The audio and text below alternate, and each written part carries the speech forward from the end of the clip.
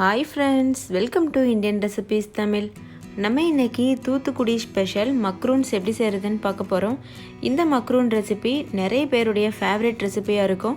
என்னுடைய ஃபேவரட் ரெசிபியும் கூட. இதை நீங்கள் வீட்டில் ரொம்ப சுலபமாக பண்ணிட முடியும். வீடியோ ஸ்கிப் பண்ணாமல் கடைசி வரைக்கும் பாருங்கள். அப்போ நீங்களும் வீட்டில் செய்யும்போது உங்களுக்கு டவுட்ஸ் எதுவும் வராது.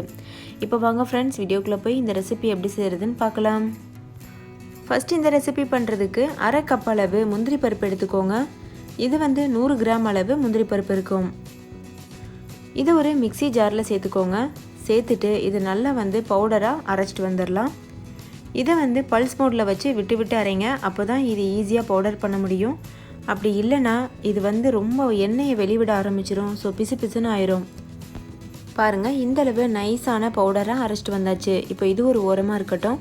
அடுத்து இது கூட அரை கப் அளவு சர்க்கரை சேர்க்கணும். அரை கப் அளவு சர்க்கரைன்றது 100 கிராம் அளவு சர்க்கரை இருக்கும். இதையும் மிக்ஸி ஜாரில் சேர்த்துட்டு நைஸாக பொடி பண்ணி தனியாக வச்சுக்கோங்க. முந்திரி பருப்பையும் சர்க்கரையையும் பொடி பண்ணிவிட்டு நம்ம தனித்தனியாக வச்சிடலாம்.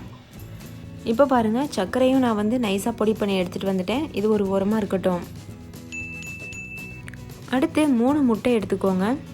அதில் உள்ள மஞ்சக்கருவை தனியாக பிரித்து எடுத்துகிட்டு வெள்ளைக்கருவை மட்டும் ஒரு பாத்திரத்தில் எடுத்துக்கோங்க. ஒரு சொட்டு கூட மஞ்சக்கரு விழுந்துடக்கூடாது. அதே மாதிரி அதில் தண்ணி எதுவும் இருக்கக்கூடாது. நீங்கள் செய்ய போகிற பாத்திரம் எல்லாமே நல்லா ட்ரையாக இருக்க மாதிரி பார்த்துக்கோங்க. அப்போ தான் முட்டையை நம்ம பீட் பண்ணும்போது ஃப்ளஃபியாக வரும். இப்போ இதை ஒரு 10 நிமிஷத்துக்கு நல்லா பீட் பண்ணி எடுத்துக்கிறலாம்.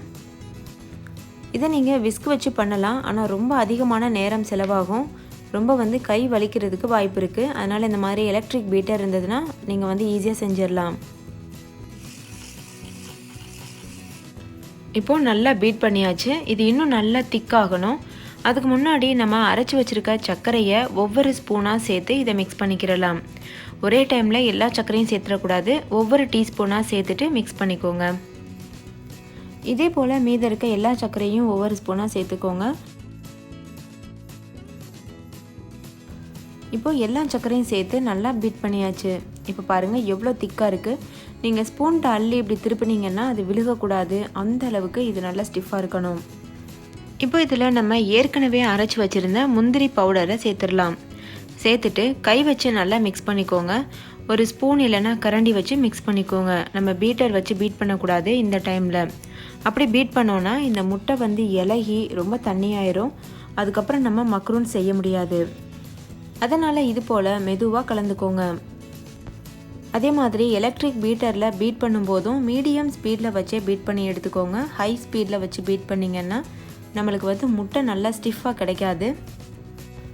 இப்போ பார்த்தீங்கன்னா தெரியும், இதை நல்லா மிக்ஸ் பண்ணியாச்சு.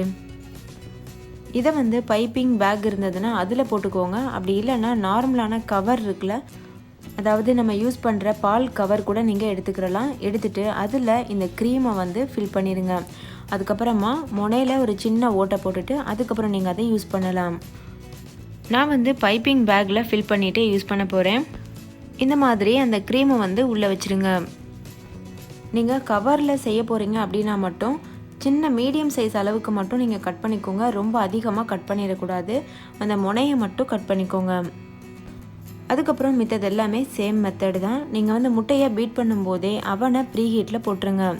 100 டிகிரி செல்சியஸில் ப்ரீஹீட் பண்ணுங்கள் 10 நிமிஷத்துக்கு. இப்போ இது நல்லா ஃபில் பண்ணியாச்சு. இப்போ இதை நம்ம பேக்கிங் ட்ரேயில் புளிய போகிறோம்.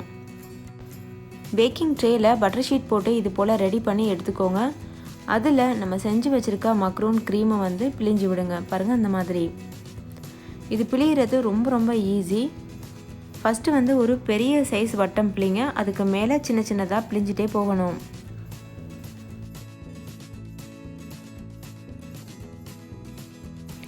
இதே போல் சின்ன சின்ன இடைவெளி விட்டு பேக்கிங் ட்ரே முழுதும் நல்லா பிழிஞ்சு எடுத்துக்கோங்க. உங்களுடைய பேக்கிங் ட்ரே எவ்வளோ பெருசாக இருக்கோ அந்த அளவுக்கு கரெக்டாக எண்ணிக்கையாக பிழிஞ்சிக்கோங்க.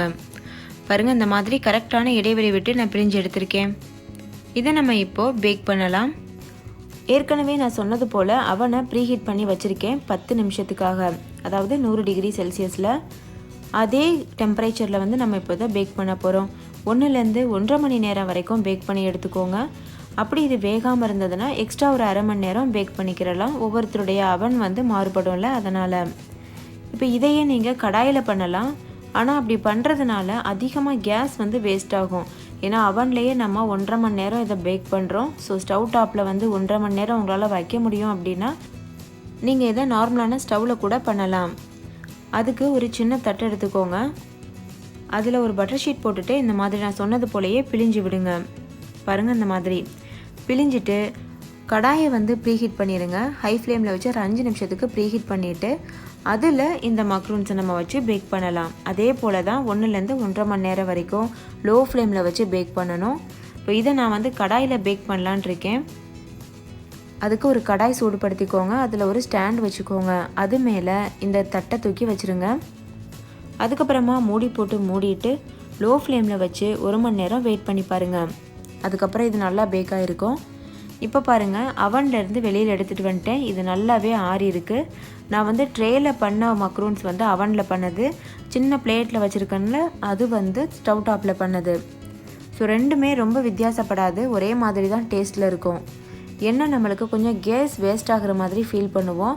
அதனால் நீங்கள் முடிஞ்ச அளவு அவன்லேயே பண்ண பாருங்கள். நல்லா 2 பக்கமும் சூப்பராக பேக் ஆகி வந்திருக்கு. அவ்வளோதான் ஃப்ரெண்ட்ஸ், நம்மளுடைய டேஸ்டியான ஃபேவரட்டான மக்ரூன்ஸ் சூப்பராக தயாராகிருச்சு. ஸோ நீங்களும் கண்டிப்பாக உங்கள் வீட்டில் ட்ரை பண்ணி பாருங்கள். இப்போ இது எந்த அளவு மொறுமொறுப்பாக இருக்குன்னு பாருங்கள்.